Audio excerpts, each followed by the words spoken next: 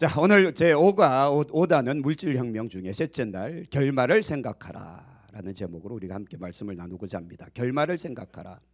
공교롭게도 오늘 새벽에 우리가 말씀을 나눌 때 베드로전서 말씀에서 마지막 때에 대한 이야기도 했었거든요. 마지막 때. 그래서 요즘 현 시대 또는 지금 우리 젊은 세대들에게 필요한 말씀이 어쩌면 마지막 때, 곧 주님의 재림의 때를 생각해 볼 줄 알아야 되지 않는가. 여러분들은 혹시 주님의 재림의 때 생각하고 계십니까? 우리가 저천국의 삶 혹시 생각하고 계십니까? 그러면 이거 하나 먼저 질문 드려봐야 되지 않겠어요? 천국 갈 자신은 있으시죠? 무엇 때문이죠? 그거 하나는 확실하셔야 됩니다. 내가 나의 공로로 천국 간다 안 간다? 못 간다. 그렇죠? 내가 나의 정성과 또는 내가 이러한 신앙생활을 잘했기 때문에, 교회를 열심히 다녔기 때문에, 내가 그동안 교회 다니면서 드린 헌금이 얼만데, 그렇죠? 하나님이라면 나를 천국 넣어줘야 되는 거 아닌가, 이런 생각하시는 분 계십니까? 절대 그걸로는 천국 갈 수 없습니다. 그래서 주일학교 아이들이 부르는 찬양 중에 돈으로도 못 가요 하나님 나라, 지식으로 못 가요 하나님 나라, 힘으로도 못 가요 하나님 나라, 오직 무엇으로 갑니까? 거듭나면 가는 나라 하나님 나라, 믿음으로 가는 나라 하나님 나라. 주일학교 찬양도 우리가 가끔 할 필요가 있어요. 그죠? 원색적인 복음이잖아요. 믿음으로 가는 나라, 거듭나면 가는 나라, 곧 어린 양 예수의 보배로운 피로 우리가 구원받았다. 이 사실을 잊어버리지 맙시다. 그래서 예수님을 믿어 구원받으면 우리는 천국 간다. 이건 사실이에요. 이건 사실이기 때문에 변하지 않습니다. 누가 뭐라 해도 이건 변하지 않습니다. 그러므로 우리는 이 사실을 꼭 믿고 그 믿음 가운데 살기를 소망하는데, 문제는 뭔가 하면 그 결말을 우리가 생각할 줄 알아야 된다는 거죠. 마지막 때, 만약에 오늘 밤이에요.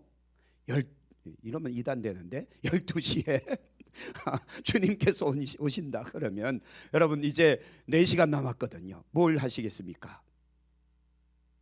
가정이에요. 확신이 아니고 가정이에요. 오늘 밤 12시에 주님께서 오신다. 뭘 하시겠습니까? 이제 4시간 남았어요. 전도를 해야 됩니까? 와, 빨리 은행 가서 잔고 처리해야 되는 거 아닌가? 아니면 빨리 가족들 불러다 모아서 예수 안 믿는 사람 막 협박이라도 해서 예수 믿게끔 강제로 막 개종시키고. 왜 그런가 하면 오늘 밤 예수님 오시면 우리는 들림받아 올라가지만 그러지 않은 사람들은 어떻게 되죠? 전부 심판받기 때문에. 그렇죠? 장군사님 말씀이 맞아요. 전도해야 돼요. 한 명이라도 더 전도하는 거. 뒤에도 본문에 나오겠지만 모든 사람들이 다 회개하여 구원에 이르는 것을 하나님이 원하고 계신다. 자, 그럼 한번 들어가 볼까요? 베드로후서 3장 7절에서 13절 말씀을 같이 읽습니다. 이제 보시죠. 앞으로 보시면 됩니다. 이제 하늘과 땅은 그 동일한 말씀으로 불사르기 위하여 보호된 바 되어 경건하지 아니한 사람들의 심판과 멸망의 날까지 보존하여 두신 것이니라. 이 세상을 보존해 두셨다요. 마지막 때에 이르기까지. 자, 8절. 사랑하는 자들아, 주께는 하루가 천년 같고 천년이 하루 같다는 이 한 가지를 잊지 말라. 이게 무슨 뜻인가 하면, 주님 언제 오십니까? 도대체 언제입니까? 라고 하는 이 기다림이 오래되다 보니 사람들이 실망하거든요. 근데 하루가 천년 같고 천년이 하루 같다, 이게 이해가 되려면 사랑하는 사람하고 같이 있어 보면 알아요. 그렇죠? 미운 사람하고 같이 있을 때는 그 하루가 천년 같죠. 시간이 진짜 안 갑니다. 사랑하는 사람하고 같이 있으면 천년이 하루같이 지나가 버리죠. 전혀 공감을 못 하시는가 본데. 자, 누군가와 사랑을 하면 사랑에 빠지면 그렇게 되는 거 다 경험해 보셨잖아요. 주님께서도 우리가 주님을 뜨겁게 사랑하면 지금 우리의 삶의 70년 80년 또는 100년의 시간이 진짜 그리 긴 거 아니거든요.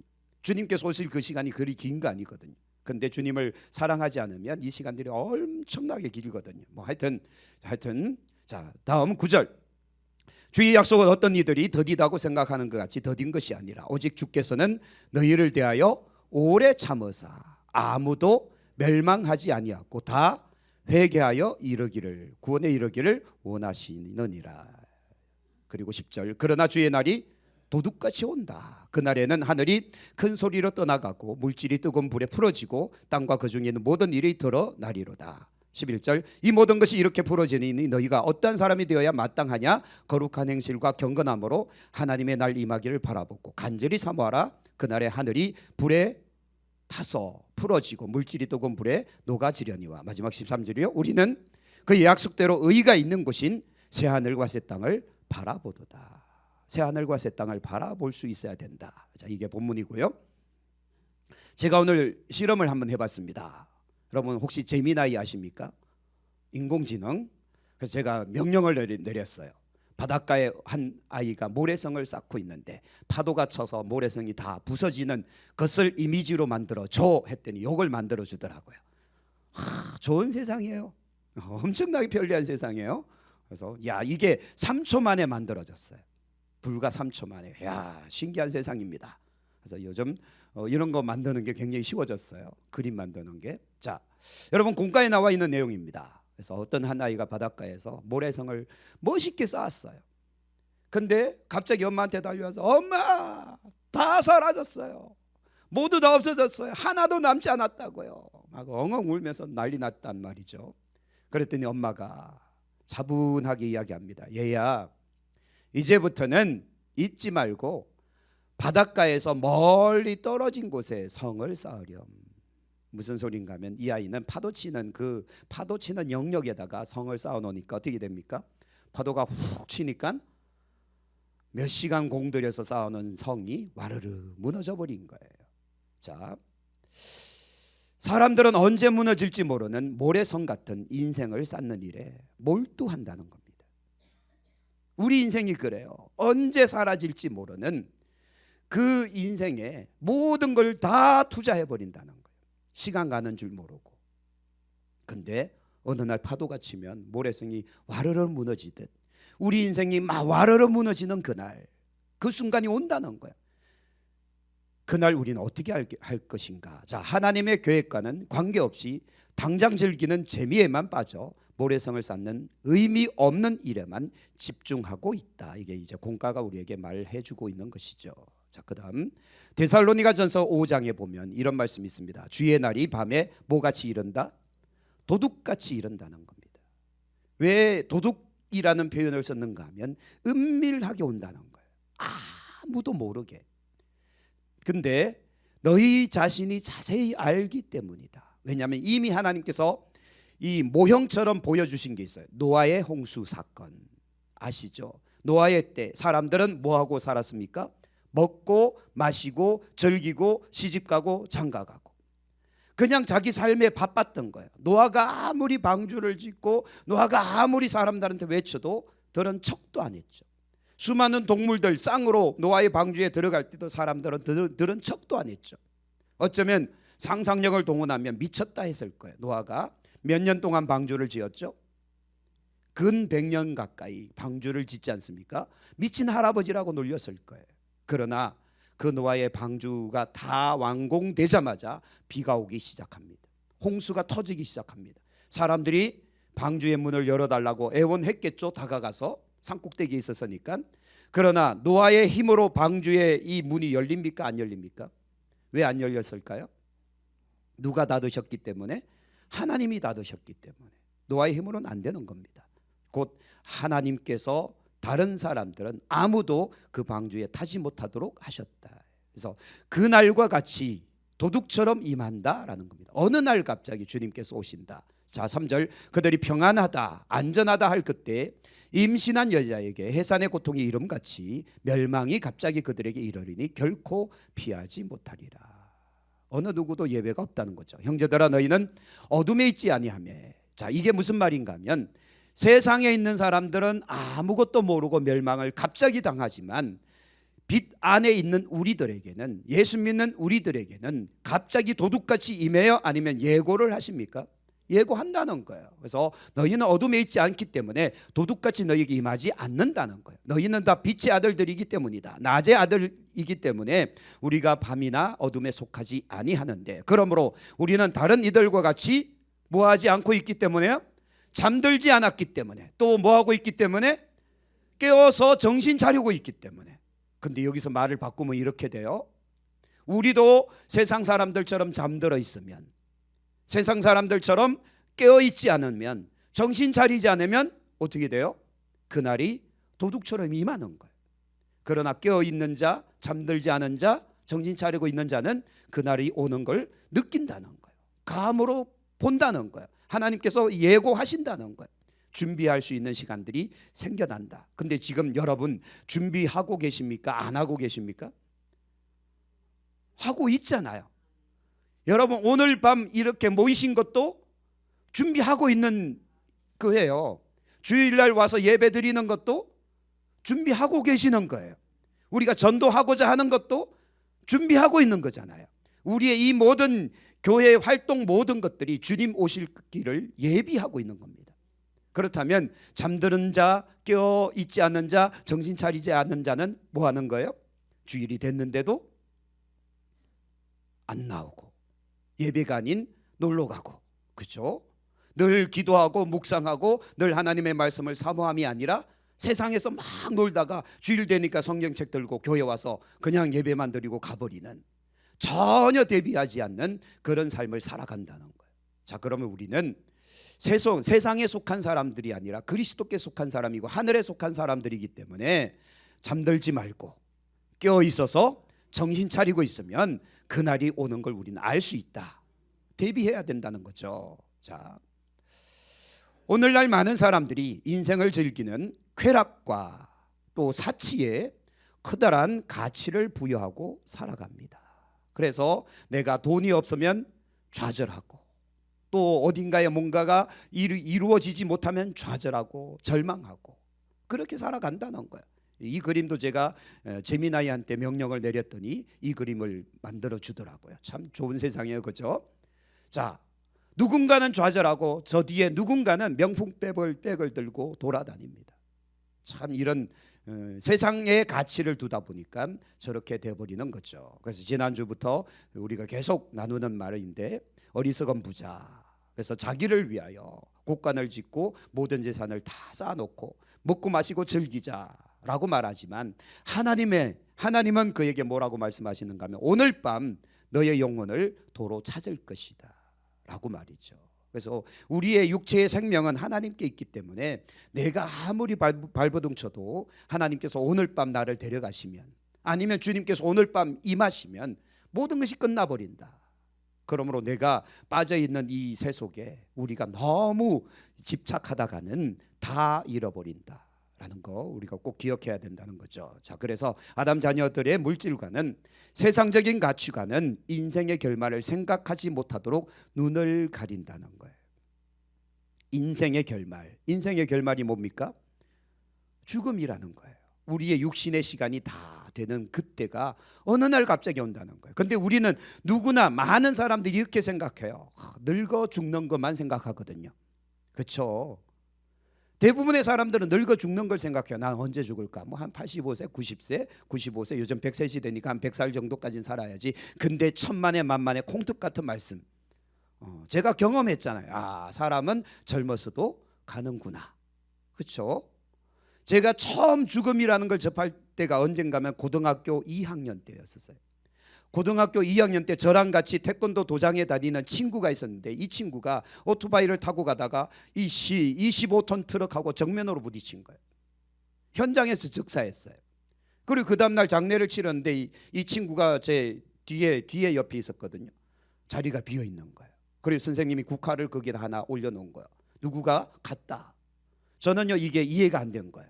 어렸을 때니까, 고등학교 2학년 때지만 어렸을 때니까, 죽음이라는 것을 처음으로 접했으니까 이게 현실이 아닌 듯한 느껴지는 거예요. 그때 충격이 뭐였는가 하면, 아, 어린 사람도 가는구나. 죽음이 우리에게 예외는 아니구나 라는 생각을 하면서 그때 교회를 막 다니기 시작할 때인데, 죽음에 대해서 고민을 한번 해보기 시작했던 겁니다. 그래서 우리는요 늙어 죽는 것만 생각하면 안 돼요. 우리는 언제든 주님께서 부르시면 이리 와 그러면 가야 되는 거예요. 막말을 한마디 한다면 오늘 밤이라도, 그렇죠? 오늘 밤이라도 주님께서 이리 와 그러면 가셔야 돼요. 이강록 장로님 죄송해요. 오늘 밤이라도 부르시면 가야 되는 거예요. 저도 그래서 매일 밤 잠들 때마다 생각을 합니다. 오늘 밤 내 목숨이 끝난다면 어떻게 될 것인가? 지금까지 나는 뭐 하며 살았는가? 그렇죠? 내일 아침이 오면 나는 어떻게 살 것인가? 새로운 생각, 새로운 각오들이 막 생기지 않습니까? 여러분들도 한번 그렇게 생각을 하셔야 하루하루가 의미가 있습니다. 또 내게 주어지는 시간들이 가치가 있다니까요. 이걸 생각 안 하면 우리는 영원히 살 것처럼 살아가는데, 성경은 우리에게 이렇게 가르칩니다. 고린도전서 7장 31절 같이 읽어볼까요? 세상 물건을 쓰는 자들은 다 쓰지 못하는 자같이 하라. 이 세상의 외형은 지나간다. 이 유명한 말도 있잖아요. 이 또한 지나가리라. 유명한 일화에 성경에는 나와 있지 않은 내용이지만, 누군가가 만들어낸 내용이지만 의미 있지 않느냐. 이 또한 지나간다. 그런데 고린도전서에는 말합니다. 이 세상의 외형은 다 지나간다고. 그러니까 이 세상에 너무 집착하여 살지 마라.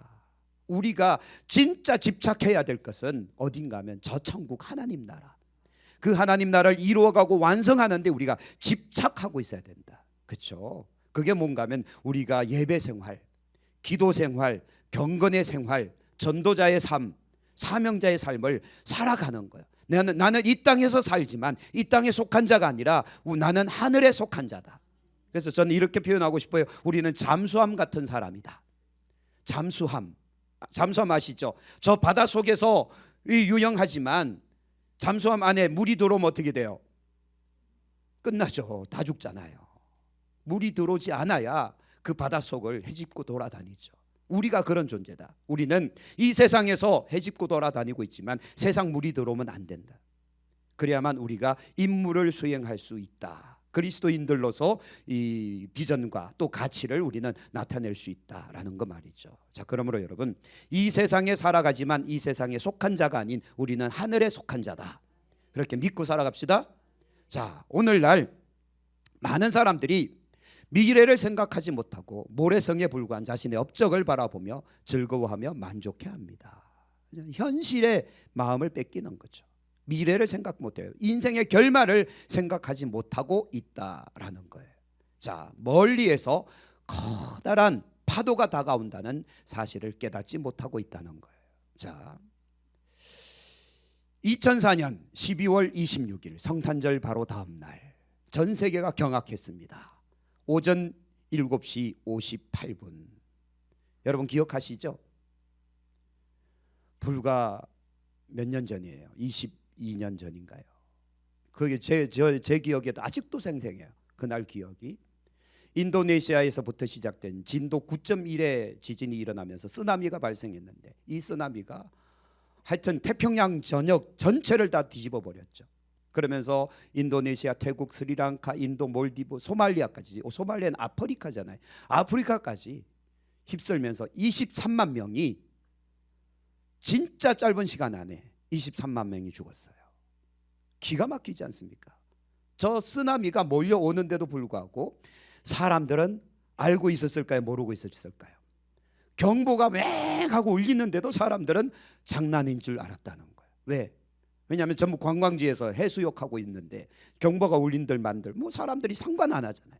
근데 제가 그때 어떤 기사를 봤는가 하면 참 재밌는 기사를 봤어요. 저 쓰나미가 막 몰려올 때 사람들은 놀고 있는데 누구는 다 도망가고 있었을까요? 짐승들이요. 와, 이 짐승들은요 다 높은 곳으로 도망갔대요. 심지어는 개미떼 뭐 이런 것들 있잖아요. 아주 미물에 속하는 곤충들조차도 도망가는데 누구는 도망 안 가고 있었어요? 사람들. 도망 안 간 거죠. 못 간 거죠. 왜? 못 깨달으니까. 참 하나님은 기가 막혀요. 그래서 미물들에게도 조차 그걸 감지할 수 있는 능력을 주셨지만 사람에게는 안 주셨어. 아니, 하나님의 형상으로 만들어진 우리에게 제일 먼저 주셔야 되는 거 아닙니까? 위기를 감지할 수 있는 능력들을. 그럼 얼마나 좋을까요? 쓰나미가 온다, 지진이 온다, 미리 피하자. 얼마나 좋아요. 근데 하나님 왜 안 주셨을까요? 짐승도 가진 능력을. 왜냐하면 우리는 우리의 능력으로 살아갈 자들이 아니라 우리는 누구만 바라보라는 거죠? 하나님만 바라봐라. 우리 찬송하자. 주만 바라볼지라. 그래서 사람은 본능에 의해 살아가는 것이 아니라 사람은 본성에 의해서 살아가는 존재다. 이게 무슨 소리인지 아십니까? 사람에겐 본능이라는 걸 주지 않으셨어요. 사람에겐 본성을 주셨어요. 본성이 뭔가 하면 하나님의 성질, 곧 하나님을 바라보게 만든 거예요. 짐승들에겐 본능을 주셨어요. 감각이 엄청나게 뛰어납니다.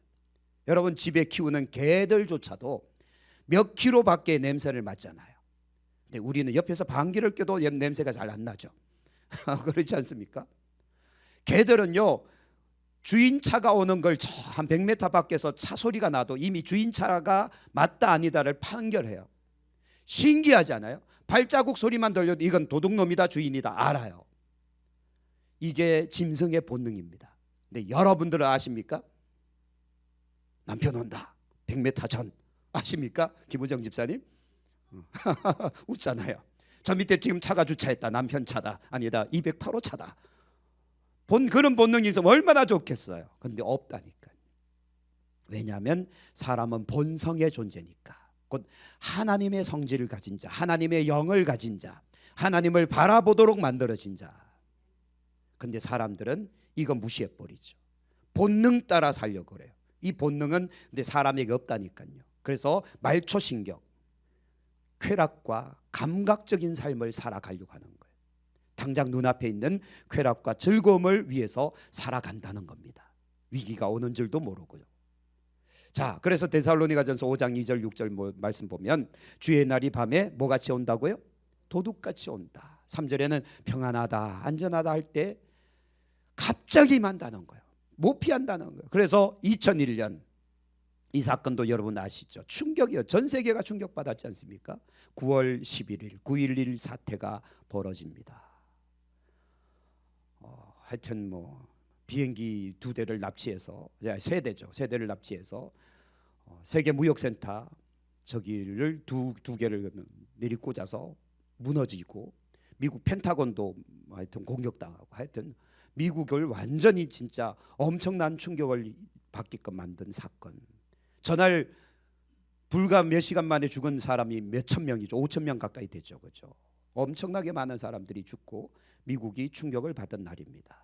그래서 성경은 말합니다. 이제 하늘과 땅은 그 동일한 말씀으로 불사르기 위하여 보호하신 바 되어 경건하지 아니한 사람들의 심판, 멸망의 날까지 보존하여 두셨다.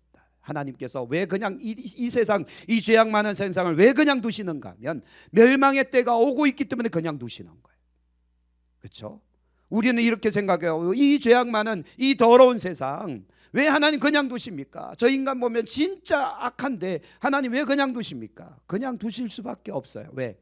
멸망의 날이 오고 있기에 마지막 때에 보자 이거예요. 마지막 때에 가서 보자. 근데 여러분 우리에게 마지막 때는 우리에겐 복의 시간이에요? 멸망의 시간이에요? 복의 시간이에요. 우리는 그날 주님의 나라에 올라갈 것이니까 믿으시길 바랍니다. 그러나 안 믿는 사람들은 멸망의 시간이에요.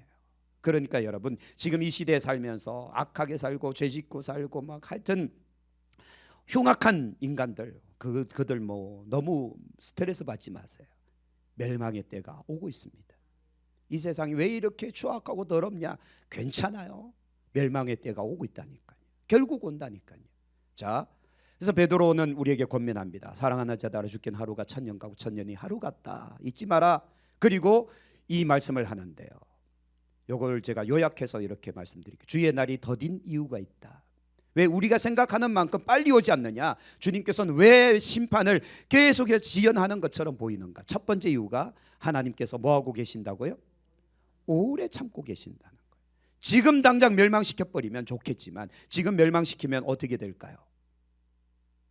여러분들이 알고 있는, 그래서 여러분 요거 하나 말씀드리죠. 노아가 홍수가 다 끝난 이후에 이제 다시 새로운 삶을 시작하잖아요.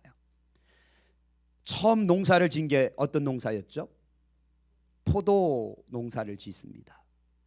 포도 농사를 짓고 노아가 잘 먹고 잘 살았더라 하면 참 좋겠는데 이상한 사건이 하나 벌어져요. 노아가 뭘 먹고? 포도의 소산, 곧 포도주를 마시고 잔뜩 취해서 잠을 자는데 그냥 잠잔 게 아니라 벌거벗고 잔 거예요. 술 마셔본 사람 아시죠? 술 잔뜩 취하면 몸에 열이 나서 공감 못 하시는 거 보니까 안 마셔보셨네요. 술 잔뜩 취한 사람 제가 봤거든요. 제가 군대 있을 때인데 술 이만큼 취한 제 선임병이 술 이만큼 취하니까 사람이 몸에 열이 나니까 발가벗고 자고 있는 거예요. 새벽에 기상나팔이 막 울렸어요. 그리고 중대장이 막 와서 기상기상 하고 있는데 이제 선임병이 탁 일어났는데 알몸으로 일어난 거예요. 그러니까 중대장이 놀래갖고 뭐야 하고 난리 났죠. 바로 완전군장에서 연병장 돌았죠. 하여튼 노아가 왜 그날 벌거벗고 잤을까? 또 노아는 왜 그날 포도주에 취했을까? 또 그날 노아의 그 잠자는 모습을 보고 함은 왜 그걸 가지고 조롱했을까? 노아는 그 결과를 놓고 왜 함을 저주했을까? 요거 한번 생각해 본 적 있습니까? 2년 전인가 제가 제 본문에서 설교를 한번 한 적이 있었는데 노아는 왜 술에 취할 수밖에 없었을까? 이걸 제가 고민해 본 겁니다. 왜냐하면 노아는 100년 동안 방주를 짓고 홍수를 대비했지만 노아가 방주를 질 때 나이가 몇 살이죠? 500살이에요. 500년을 이미 살아온 사람이잖아요. 500년 동안 얼마나 많은 사람들을 만나고 사귀고 관계를 맺었을까요? 그죠? 친한 친구들도 많았을 거고 친척들도 많았을 거고 머두셀라가 그때까지 살아 있었으니까 노아의 홍수가 벌어지기 전 약 70년 전 정도에 아담이 죽었으니까요. 그러니까 아담이 진짜 오래 살았거든요. 노아가 존재했을 때 아담도 살아 있었다라는 거죠. 이러니 얼마나 많은 사람들과 함께 삶을 살았겠냐 이거예요. 근데 그들이 전부 죽었으니까요. 여러분 제정신으로 살 수 있겠어요? 여러분 같으면 제정신으로 살 수 있겠습니까? 500년 동안 알고 지내던 사람이 하루아침에 다 죽었는데 그러니 노아는 술 취할 수밖에 없는 그런 상황에 직면한 거죠. 함은 그걸 이해를 못하고 그걸 가지고 조롱하니 노아가 화가 나서 그를 저주한 그런 사건이 있었다는 거죠. 그런데 그 사건을 가지고 하나님은 이야기하십니다. 노아의 때도 사람들은 그렇게 살았다고. 그렇죠? 노아의 그 고통과 괴로움, 그 고통 속에서도 사람들은 전혀 이해를 못하는, 지금도 역시 마찬가지죠. 하나님은 그래서 지금 그렇게 심판하면 안 된다. 그래서 오래 참고 계신다. 두 번째 이유는 뭔가 하면 하나님은 아무도 멸망하지 않기를 원하고 계신다는 거예요. 노아의 때처럼 다 죽여버리면 좋겠지만 다시는 그렇게 하지 않겠다고 무지개 약속하셨잖아요. 내가 다시는 그렇게 멸망하지 않을게. 그리고는 수많은 선지자들을 보내시고 수많은 곳곳에 교회 세우시고 곳곳에 성도들을 불러내셔서 우리로 하여금 복음 전도자의 삶을 살아라. 외쳐라, 외치라. 성마다 고을마다 마을마다 들어가서 외쳐라. 멸망의 때가 오고 있다. 마치 요나처럼 회개하라, 회개하라 외치라고 우리에게 촉구하고 계시잖아요. 그래서 아무도 멸망하지 않기를 하나님은 원하고 계신다. 그리고 마지막 세 번째는 다 회개에 이르러 구원에 이르도록 하나님은 원하고 계신다. 구원받으라 이거예요. 구원받으라. 그래서 주의 날이 드딘 겁니다. 그러나 마태복음 말씀에 보면 이렇게 말씀합니다. 그날 그 시 그때 하나님만이 아시지만 그러나 그날 그 시 그때는 온다. 언젠가면 모든 민족에게 모든 족속에게 복음이 전파되었을 때 그때 끝이 온다. 힌트를 주셨단 말이죠. 자, 그렇다면 지금 이 시대 2026년을 살아가고 있는 지금 이 시대에 이 복음이 들어가지 않은 나라가 있을까요? 없을까요? 없어요. 100% 다 들어갔습니다. 나라로 따지면. 그래서 학자들은 말합니다. 예수님께서 말씀하셨던 모든 족속이라는 것이 나라가 아니구나. 네이션이 아니구나. 그러면 이것은 뭔가 하면 족속인 거예요. 부족 단위. 그러면 이 족속으로 따지면 못 들어간 곳이 발생합니다. 이제 100% 중에 얼마가 남았을까요? 미전도 종족이 2% 가까이 남았습니다. 이제 겨우 2% 남은 겁니다. 그리고 지금도 전 세계에 흩어져 있는 수많은 선교사들이 그곳으로 들어가고 있습니다. 이제 미지의 종족 빼고는 거의 다 복음을 받아들인 거예요.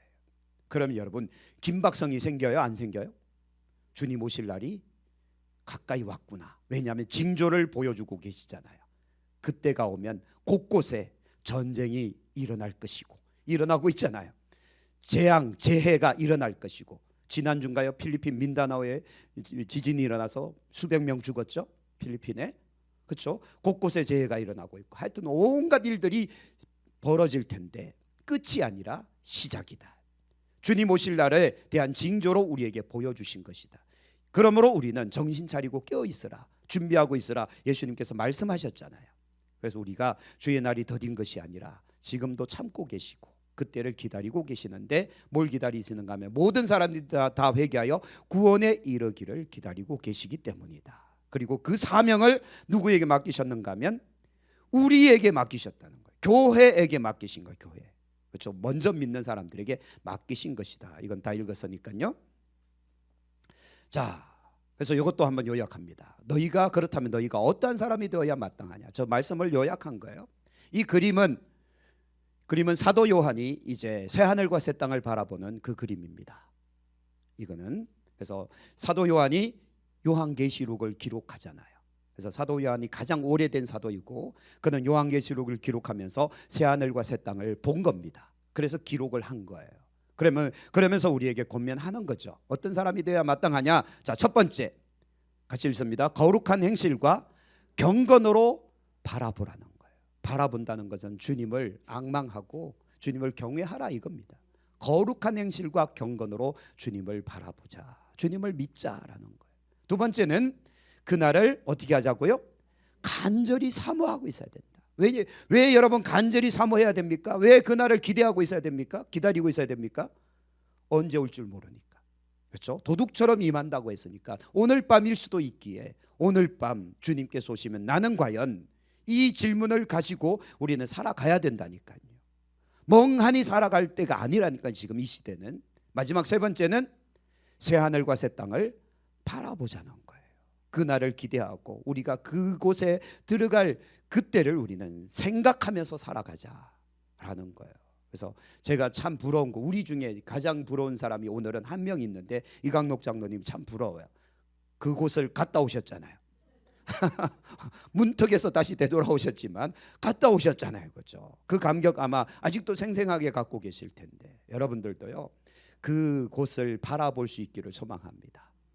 자, 이거는 지난주에 했기 때문에 간단하게 넘어가죠. 아담의 물질과는 돈보다 더 중요하게 가져야 할 인생의 가치들을 도둑질하고 있다. 그렇죠? 진짜 중요한 걸 놓쳐버리고 살아간다라는 거예요. 그래서 아담의 물질과는 하나님과의 친밀한 관계를 잊어버리게 만든다. 사명을 잊어버리고 살아가게 하는 거예요. 사명을 잊어버리고. 자, 여기서 사사시대의 특징이 있지 않습니까? 여호수아 바로 뒤에 사사기의 특징이 뭔가 하면 그때 왕이 없으므로 사람들이 뭐대로 살아가는 거예요? 자기 소견, 자기 생각에 옳은 대로 살아가는 거예요. 근데 내 생각이 옳다라고 하는 것이 하나님 보실 때 옳은 겁니까? 아니요, 악한 거였던 거죠. 그러니까 하나님 없이 살아가니 하나님께서는 사사시대를 만들어낸 거예요.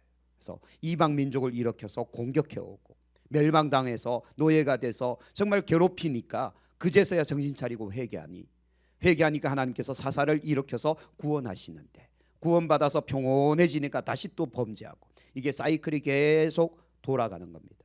13바퀴를 돌아가는 거죠. 거의 400년 가까이를 계속 돌고 있는 거예요.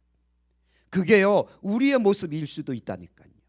평온하다 안전하다 할 때는 죄 짓고 살아가다가 하나님께서 한번 펑 때리니까 아이고 하나님 회개하고, 그리고 또 하나님께서 거기에서 구원해 주니까 또 평온해지니까 또 범죄하고, 이런 사이클을 계속 돌아간다는 거예요. 그러지 말고 우리는 하나님의 친밀한 관계를 결코 놓지 마라. 주만 바라볼지라. 이게 돼야 된다니까요. 또 마태복음 6장에 이렇게 말씀합니다. 오직 너희를 위하여 보물을 어디에 쌓아두라? 하늘에 쌓아두라. 거기는 좀이나 동록이 해하지 못하고 도둑이 구멍을 뚫지도 못, 도둑질도 못한다. 이게 무슨 소리인가 하면 다 헌금하라 소리가 아니에요. 물질의 가치를, 세속적인 가치를 가지고 물질을 대하는 것이 아니라 하나님의 가치를 가지고 물질을 대하자. 그래서 지난번에 제가 말씀드렸죠. 제가 교회를 개척하고 나서 물질에 대해서는 제가 철저하게 관리했습니다. 이런 하나까지도 저는 정확하게 계산하려고 엄청 노력한 사람이에요. 그래서 하나님의 물질, 하나님의 돈이기 때문에 이걸 귀하게 여겨야 된다 라는 생각 가지고 정말 귀하게 여겼는데, 내가 쥐고 안 놓은 게 아니에요. 하나님의 일이라면 무조건 투자한 겁니다. 하나님이 기뻐하신다라고 생각하는 영역이 생기면 무조건 투자한 거예요. 개척교회지만, 계좌에 통장에 돈이 없지만 하나님께서 기뻐하신다 하면 그냥 선교하고 그냥 지원하고 그냥 막 퍼다줬어요. 그랬더니요, 참 하나님 기가 막힌 하나님, 제가 간증했잖아요. 30배 하나님, 60배 하나님, 100배 하나님, 할렐루야. 그리고 복 주시더라니까요. 그리고 교인들도 2명으로 시작했거든요. 2명으로 개척을 시작했는데 깜깜했단 말이죠. 근데 갑자기 12명이 되더니, 갑자기 32명이 되더니, 갑자기 막 50명이 되더니, 갑자기 막 80명까지 늘어난 거예요. 사람들이 다 놀랐어요.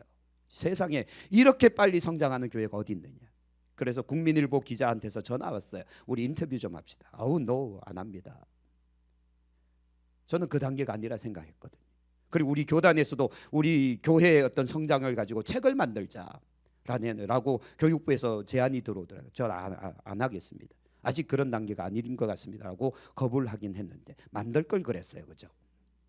하지만 여러분, 진짜 하나님의 방법대로 살면 하나님께서는요, 하늘문을 활짝 열어버린다니까요. 그럼 내가 세상적 방법으로 살려고 하니까 하늘문이 닫히는 거예요. 그러나 하나님께서 복 주시도록 우리가 물질관을 좀 가졌으면 좋겠다라는 거예요. 자, 그래서 우리는 돈이냐, 세상의 명예냐, 아니면 하나님 안에서 기뻐하고 즐거워하는 거냐. 우리가 정말 주님만 바라볼 수 있는 믿음의 사람들이 되어지기를 소망합니다. 세속적인 돈과 명예와 권력과 모든 어떤 쾌락을 가지고 추구해가는 인생이 아니라, 저기에 내 마음 생각 다 뺏겨서 주일조차도 다 떼먹고, 진짜 하나님의 사역, 이 엄청난 영혼 구원의 사역 다 빼먹고 세상에서 세속적으로 즐기다가 내 인생 끝마치는 허무한 인생 되지 말고. 그래서 대표적인 한 사람이 솔로몬이잖아요. 솔로몬, 참 세상 사람들은 솔로몬을 정말 부러워하죠. 다 가졌잖아요. 그렇죠? 세상의 권력 다 가졌죠. 하여튼 뭐 마누라를 줄 세우면 뭐 1000명 3년 하루에 한 명씩 만나도 3년 걸려요. 야, 부럽죠? 그래요. 그 강명철 장로님이 굉장히 부러운 얼굴을 하셨어요. 하여튼 그 솔로몬 시대 때는 돌덩어리, 길거리의 돌덩어리보다 하여튼 은과 금이 더 많았다 할 정도로 물질도 풍족했고, 최고의 권력, 최고의 명예, 지식도 얼마나 강했습니까? 수많은 나라에서 솔로몬 왕궁을 구경하고 솔로몬의 지식을 정말 배우기 위해서 몰려오잖아요. 근데 그에게 없는 것이 하나 있었다. 세상의 것들은 다 가졌지만 뭘 안 가졌죠? 하나님을 안 가진 거예요. 하나님을 잃어버렸더니 결국 어떻게 됩니까? 다 잃어버리잖아요. 그 권력과 그 명예, 그 좋던 그 나라의 영광 하루아침에 무너지잖아요. 그렇죠? 그렇게 자랑했던 그 자기 자신의 삶의 모든 것들이 하루아침에 끝장나 버리잖아요. 하나님께서 한 방에 보내버리잖아요. 그리고 나서 다윗이 목숨 걸고 이룩해 놓은 천년 왕국 하루아침에 두 쪽 나버리죠. 여로보암과 르호보암으로 해서 남북 왕조로 갈라지더니 이 두 왕조가 맨날 싸우잖아요. 전쟁을 남북 왕조로. 결국 그러다가 북이스라엘 멸망당하고 남유다도 멸망당하고 다 멸망시켜 버리잖아요. 그래서 누군가가 저한테 그러더라고요. 대마불패 바둑판에서 말하는 거죠. 근데요, 하나님 나라에는 대마도 죽는다. 두 집 안 내면 죽거든요. 아시는가 모르겠어요. 바둑판에는 아무리 대마라 할지라도 두 집 안 내고 뻗쳐나가 봐야 결국 망하는 거다. 그래서 우리 인생이 그렇다는 거죠. 구원받지 않은 상태에서 세상의 것도 즐기다 보면 결국 망하는 겁니다. 그렇죠? 자, 마지막, 눈에 보이는 것보다 보이지 않는 것의 중요함을 알아야 됩니다. 그래서 빙산의 일각이라는 이야기가 있습니다. 눈에 보여지는 빙산은 진짜 작습니다. 조그만해요. 그러나 물속 수면 아래에 있는 빙산은 어마어마하게 큽니다. 저거 무시하다가 엄청난 사고를 당해서 수천 명이 죽은 사건 하나 있죠. 타이타닉. 수천 명의 사람들이 타고 있었는데 빙산 무시하다가 그냥 가다가 부딪혀서 다 수장 당했잖아요. 다 죽었잖아요. 구조당한 사람 몇 안 되잖아요. 지금도 타이타닉에 대한 이야기가 오르락 내리락 하는 건 그때 그 시대 당시엔 너무 충격이었으니까 빙산을 무시한 겁니다. 우리 인생이 그래요. 눈에 보여지는 거에만 집착한 나머지 보이지 않는 세상, 하나님 나라, 영혼의 때를 우리는 무시하고 살아간다니까요. 주님의 날 무시하고 살아간다니까요. 다시 말씀드립니다. 오늘 밤이라도 오실 수 있습니다. 그때 주님께서 오시면서 이리로 올라오라 할 때 누군가가 이렇게 농담을 던지더라고요. 마누라 바짓가랑이 잡으면 된다고.